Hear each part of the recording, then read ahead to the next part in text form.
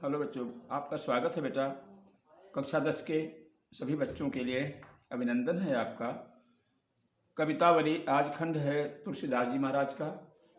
यहाँ पर कवितावली में लंका दहन आप देखेंगे प्रसंग।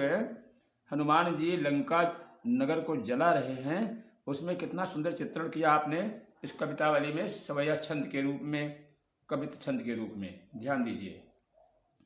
बालधि विशाल विकराल ज्वाल जाल मानो, लंक लीलिबे को काल रसना पसारी है।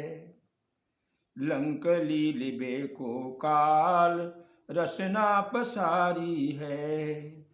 गोस्वामी जी क्या कह रहे हैं? बालधि विशाल। बालधि माने पूंछ। बालधि माने चोटी भी होती है और पूंछ भी होती है। यहाँ पर हनुमान जी को पूंछ है, चोटी नहीं है, इसलिए अर्थ यहाँ पूंछ का आएगा। बालधि विशाल, कैसी है पूंछ? बहुत विशाल। विकराल, भयंकर है। ज्वाल जाल मानो, मालूम होता है। ज्वाल माने अग्नि की, जाल माने समूह है, आग का भंडार। इतनी लंबी पूंछ है, ऐसे लग रही है। दूसरा कैसे लग रहा है? लंक लीलिबे को काल रसना पसारी है। लंका को लीलने के लिए ऐसे लग रहा है कि काल ने, मौत ने अपनी जीभ फैला दिया है। वो पूंछ क्या सुंदर है, आपने यहाँ देख रहे हैं रचना क्या, कैसी किया गोस्वामी जी ने इस छंद में। कहते हैं ये पूंछ विकराल भयंकर ऐसे लगती है कि ज्वाल की जाल है। फिर कहते हैं ऐसे लगता है मानो काल ने रसना फैला लिया है, अपनी जीभ फैला लिया है लंका को लील जाने के लिए। और आगे कैसे भासता है?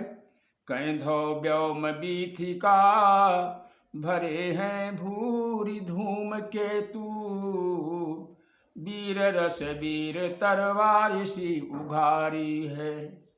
कैंधो अथवा व्योम बीथिका। व्योम माने होता है आकाश, बीथिका माने होती है गली, आकाश की गली अर्थात आकाश गंगा में भरे हैं भूरी धूमकेतु। भूरी माने बहुत से, धूमकेतु माने पुच्छल तारे।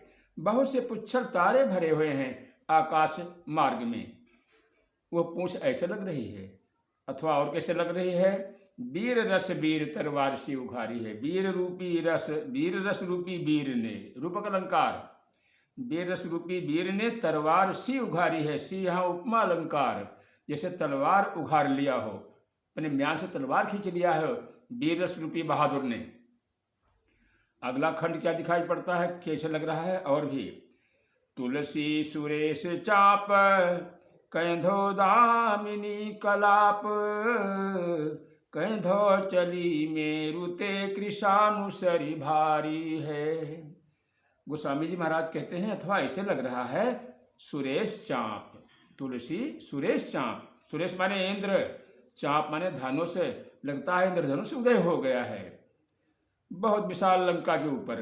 कैंधो दामिनी कलाप, अथवा ऐसे लगता है जैसे दामिनी की कलाप माने दमक रही है, दामिनी चमक रही है पूंछ, ऐसे लग रहा है। कैंधो चली मेरु तय कृषानुसरी भारी है। ब्रज भाषा का सुंदर चित्रण।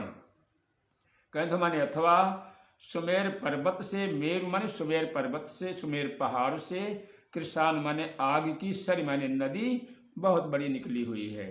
अब हनुमान जी का शरीर सुनहला है, इसलिए कहते हैं कृषानु सरी भारी, और आग की नदी पूंछ है। उस सुनहले शरीर को सुमेर पहाड़ कह दिया आपने, और यहाँ पर कृषानुसर कह दिया पूंछ को। इस प्रकार का भयंकर दृश्य, भयावना दृश्य, डरावना दृश्य देखते हुए लंका नगर में राक्षसनियाँ और राक्षस क्या कह रहे हैं? देखे जातु धान जातु धानी अकुलानी कहें, कानन उजारो अब नगर प्रजारी है। कानन उजारो अब नगर प्रजारी है। ऐसा दृश्य देख करके जातुधान माने राक्षस, जातुधानी माने राक्षसनिया, अकुलानी कहें, व्याकुल होकर पुकार रही हैं, चीख रही हैं, हाहाकार मचा रही हैं, रुदन कर रही हैं। क्या कह रहे हैं?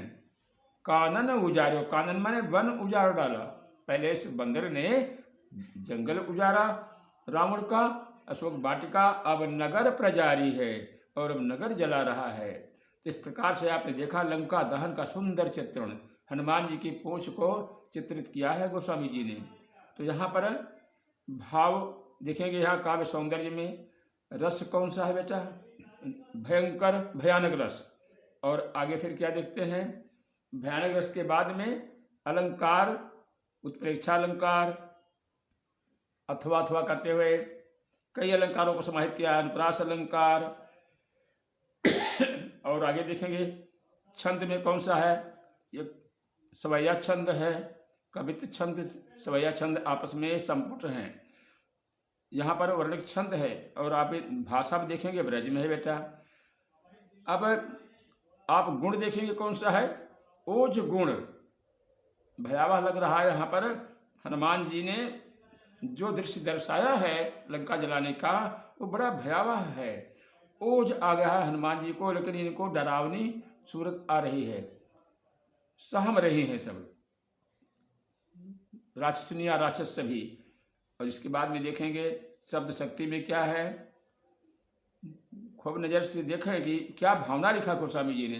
कहते हैं शब्द शक्ति यहाँ पर व्यंजना अभिधा लक्षणा, खास करके यहाँ लक्षणा इंगित कर रहे हैं महाराज। और आगे यहाँ पर अगर हम इसके काव्य सौंदर्य में भाव देखेंगे तो भाव क्या है? भाव प्रधान है लंका दहन का, निश्चरों को डराना, उनकी करनी का भोग दिलाना, अर्थात उन उद्दंड नगरवासियों को डरा देना, भयावह दृश्य दिखा करके उनको सहमा देना, यह था यहाँ का भाव। और आगे बेटा फिर कल इसी के आगे इसी खंड को पढ़ाया जाएगा। आपको बहुत बहुत धन्यवाद। आप लोग इसको कंठस्थ कीजिए।